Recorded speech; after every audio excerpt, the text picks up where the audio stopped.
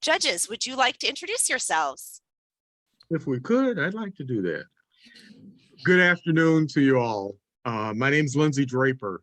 I'm retired from the juvenile court bench here in Milwaukee County, Wisconsin, and congratulations. Thank you. I'm Steve Franzik. I'm a retired professor of political science in the U.S. Naval Academy. Hi, my name is Candida Steele, and I'm retired as a judge on the U.S. Civilian Board of Contract Appeals, and I live in Maine. Would you be so kind as to introduce yourselves and your teacher? Good afternoon. We are Foothill High School's Unit 6, representing the state of California. My name is Claire Chrysler. My name is Iris Zhang. My name is Noshadi. My name is Aria Stomashaker, and we'd like to thank the judges, audience, and timekeeper and introduce our coaches, Mr. Dedamore and Mr. McBride. Great. Okay, thank you. So it is the first question out of Unit 6, and it says, disband your deluded followers.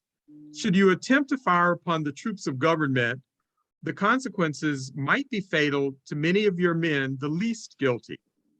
What useful purposes, if any, have rebellions served throughout American history?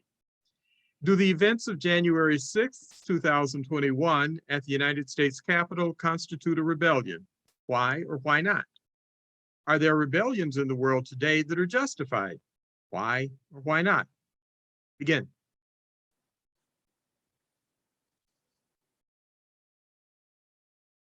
We believe rebellions are useful for three main reasons. First, rebellions amplify the will of the unheard, seen in the Battle of Blair Mountain 1921, the largest labor uprising in American history. 10,000 West Virginia coal miners used their First Amendment rights to march in protest of perilous working conditions, poor housing, and low wages with the goal of meeting coal companies to demand policy reform. Although they were forced to surrender after lengthy opposition from law enforcement, Blair Mountain amplified the will of the miners, an oppressed group, to organize for labor rights and make their calls for reform finally heard. Secondly, rebellions limit the government's power, such as the Battle of Athens, Tennessee in 1946. World War II veterans who aimed to reform government through fairer elections and civic participation were met with violent resistance from law enforcement and hence took up arms. Afterwards, the town's political machine collapsed, resulting in statewide movements to oust other corrupt political machines. Lastly, rebellions create substantial legislative change seen in the 1971 Attica, New York prison rebellion. The inmates in Attica prison, after being abused by guards, rebelled and held 39 guards and employees hostage for 4 days. Because of this and in ensuing events, New York established the Prisoners' Legal Services of New York in 1976, which provided a channel for prisoners to make their grievances heard, as well as adequate legal representation in court. Building off Stanford Encyclopedia of Philosophy's definition, we define a rebellion as a violent, organized uprising against authority or government that often occurs after other remedies have been attempted. Under this criteria, we believe January 6th does constitute a rebellion.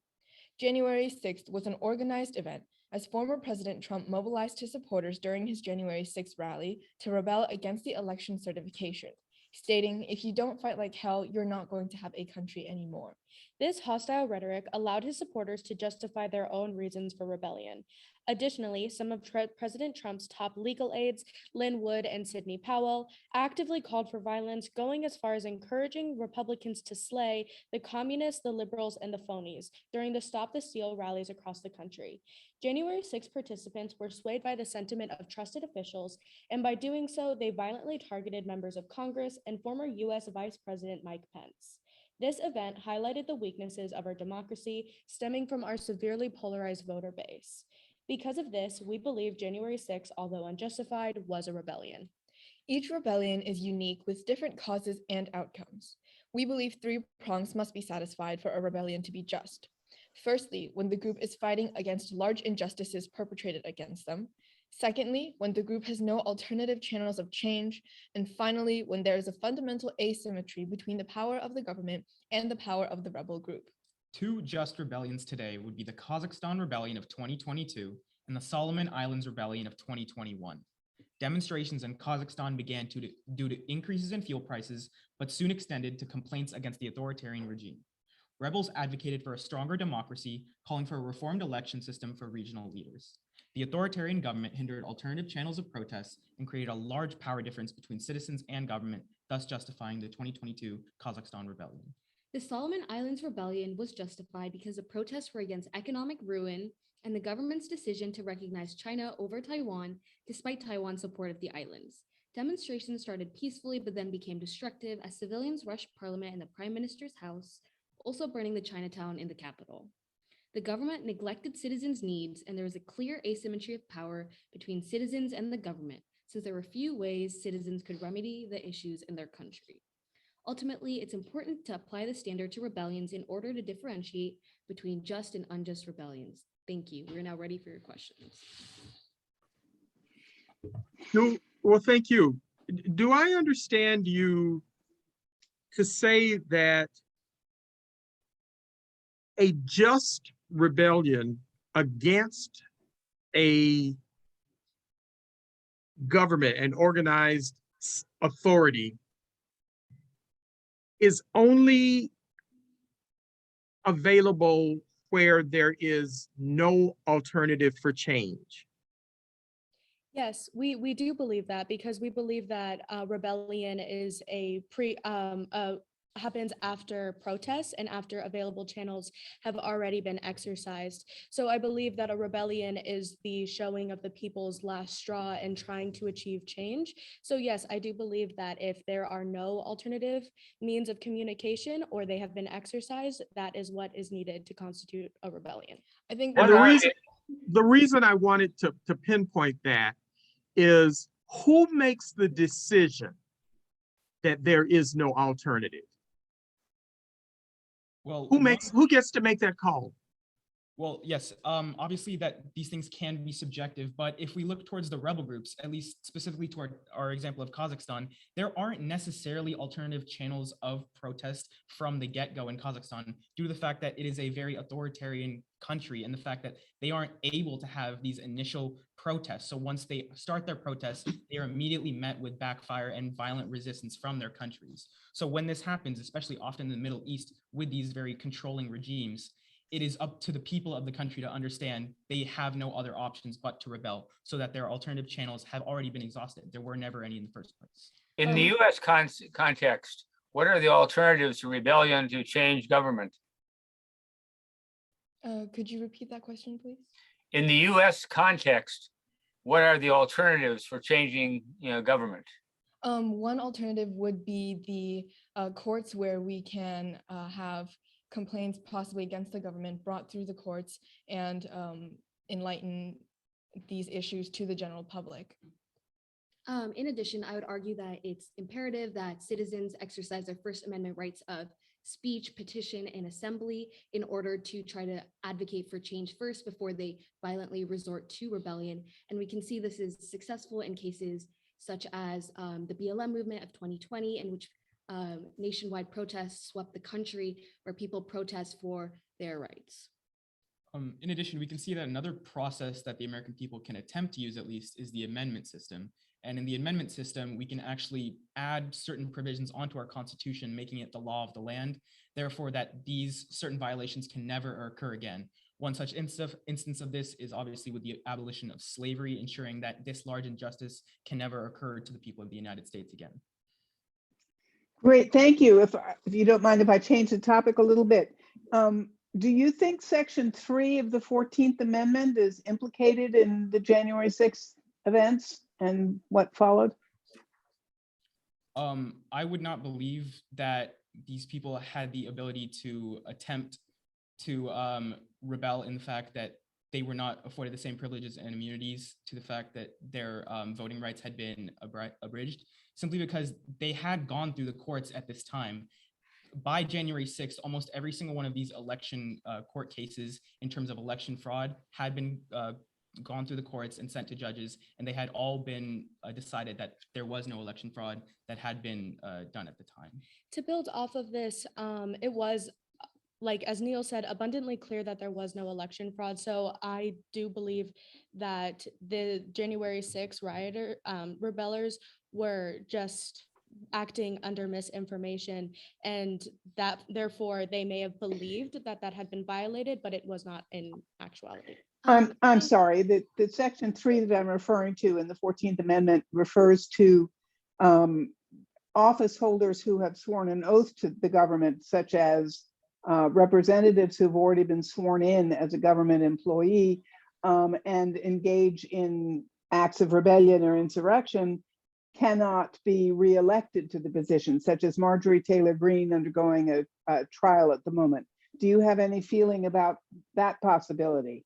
I would argue that the perpetrators of January 6th should be held accountable for their actions. And in this case, under the 14th Amendment, I do believe that they shouldn't be able to run for government again. However, we've seen that through the January 6th Investigation Committee, in which they released the text logs of President Trump's text logs, we saw that multiple members of Congress were actually unaware of the attack.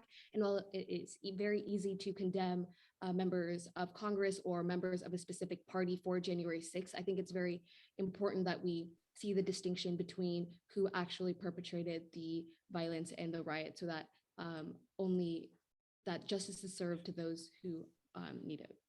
I think it's also important to note that a lot of the representatives in Congress at the time who pushed for Trump and his supporters were merely doing so for political gain. A lot of their supporters at the time were avid Trump supporters, and they understood that in order to get reelected, they would have to make the sacrifice of saying, yes, we support Trump's decision to say that the election is his, because they understood in order for them to get reelected, they had to make this very risky career political move. Put yourself in the position of the demonstrators, those who were violent. How would they justify their behavior to their children and grandchildren?